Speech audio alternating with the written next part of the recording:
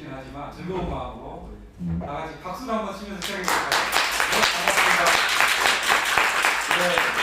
반갑습니다. 네, 우리 오페라를 보러 가면 서곡이 있어요. 서곡. 서곡 일종의 맛백인데 이런 거예요.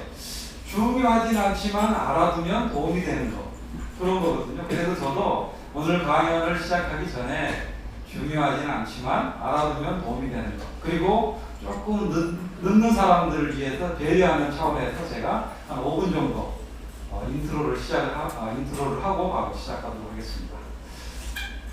제가 로마를 갔는데요.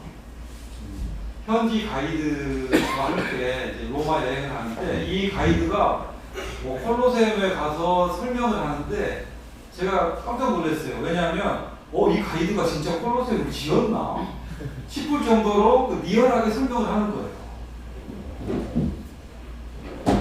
근데 그걸 보고 제가 굉장히 감동을 받았는데, 어떤 깨달음이 있었냐면, 제가 음악을 남들에게 설명하면서 항상 주저하는 게 있었어요. 나는 작곡가도 아니고 성악가도 아니고 경영학을 공부하고 음악도 조금 공부했을 뿐인데 내가 이런 이야기 해도 되나? 이런 의구심을 가지고 있었는데 가이드를 딱 보는 순간 맞아, 가이드가 콜로세움 짓지 않았어요.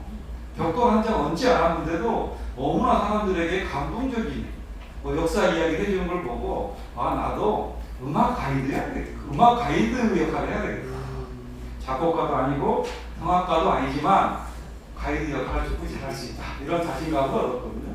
그게 이제 계기가 돼서 여기까지 이르게 됐는데, 제 소개는 이제 차차 하도록 하고요. 이런 이야기를 한번 해보려고 해요. 우리가 추구하는 온전한 삶이라는 게 어떤 것일까? 온전하다는 것은 완전하다는 것도 아니고 지극히 도덕적이라는 것도 아니에요. 우리가 바라는 가장 이상적인 모습, 이런 걸 온전한 거라고 표현을 하는데, 온전한 삶에 대한 그 현자들의 견해는 이런 거예요. 머리와 가슴과 배를 다 사용해서 사는 거예요.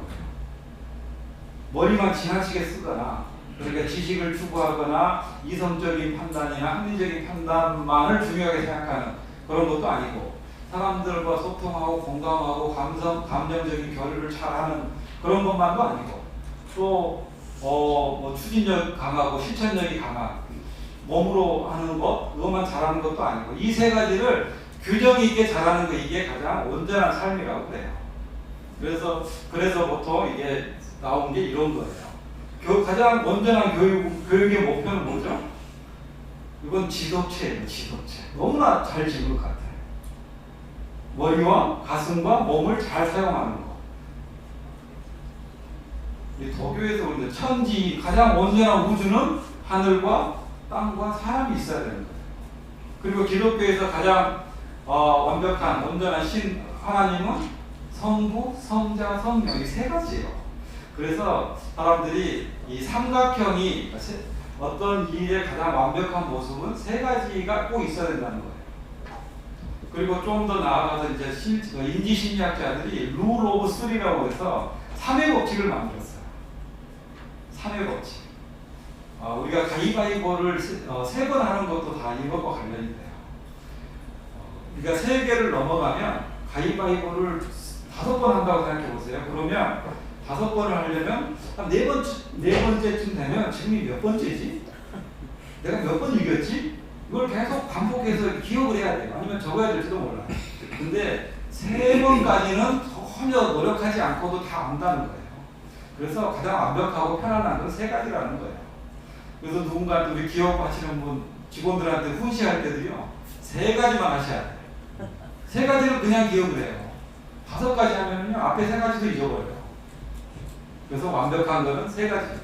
우리가 살아가는 것도 이 3가지를 다 써야 되는 거. 근데 우리가 음악과 관련돼서도 이런 재밌는 말 있잖아요. 젊어서는 국영수, 나이 들면 무리채. 저는 이게 행복하게 사는 지름길이라고 생각해요. 이걸 라이프 타임으로 보면 사실 세 개가 다 균형을 이루는 거예요. 항상 현재 시간에 세 가지를 다 균형을 맞추는 게 아니라 라이프 타임으로 보고 균형을 맞추는 거 이게 중요하잖아요. 그러니까 젊어서 국영수를 열심히 하셨다면 균형을 맞추기 위해서 지금은 음미체에 많이 관심을 가져야 되는데, 음악의 한정에서 말씀드리면 음악을 그러면 제대로 온전히 즐기려면 어떻게 해야 되지?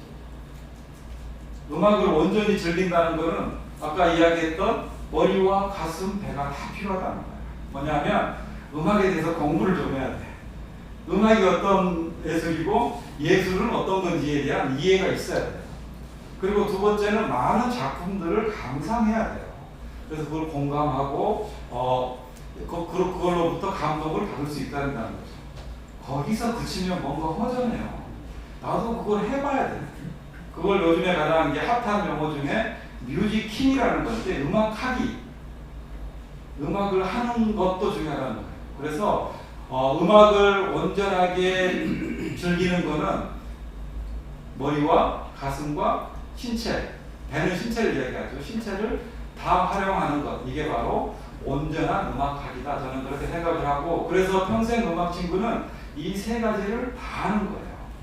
자, 이 공부하고 연주하는 거는 오늘처럼 하는 아카데미 콘서트에서 하는 거고요. 오늘 두 가지를 하는 거고요. 그리고 이제 하나가 뭐냐면 음악 감상을 위해서 제가 오페라 해설을 제가 하기로 했고, 와인을 마시면서 오페라 감상을 하는 와인과 오페라 파티가 있어요. 줄여서 와오 파티. 이거는 조금 더 설명하겠습니다만, 한 달에 2번 하는데, 같은 내용을 2번 하는데 편하신 날짜에 택일에서 오시면 되겠습니다. 이렇게 해서 이 평생 음악 친구는 온전한 음악을 위한 특별한 프로그램이다. 이렇게 이해를 해주시면 좋겠습니다. 자, 근데 오늘 첫 번째 강연을 해주신 분이야말로 진짜로 머리와 가슴과 몸으로 음악 인생을 사신 분이에요. 그런 분의 이야기를 통해서, 그리고 그분이 들려주는 그 음악을 통해서, 노래를 통해서 이렇게 음악을 사랑하고 사는 게 우리 삶에서 어떤 의미가 있는지, 나에게는 어떤 영향이 있는지 그런 이야기를 오늘 들어보도록 하겠습니다. 자, 그리고 이거 잠깐 설명드리겠는데요. 제가 5년 전에 네이버 밴드에 영혼을 깨우는 클래식이라는 걸 만들어서 음악을 공유하기 시작했는데, 지금은 회원수가 오늘 아침에 제가 사진 찍은 건데 15,081명이네요. 많은 분들이 음악으로 소통을 했어요. 그리고 가끔 음악회도 이 자리에서도 했었고 음악회도 했었는데, 그것만 온라인에서만 하다가, 주로 온라인에서 하다가 코로나가 끝나면서 오프라인으로 넘어와서 뮤직킹, 음악하기까지 같이 하자. 그래서 온라인에서는 영클이 계속 운영이 되고 있고, 오프라인에서는 이제 오늘부터 평음친, 줄여서 평음친이 운영된다. 이렇게 이야기를 하시면 되겠습니다. 자,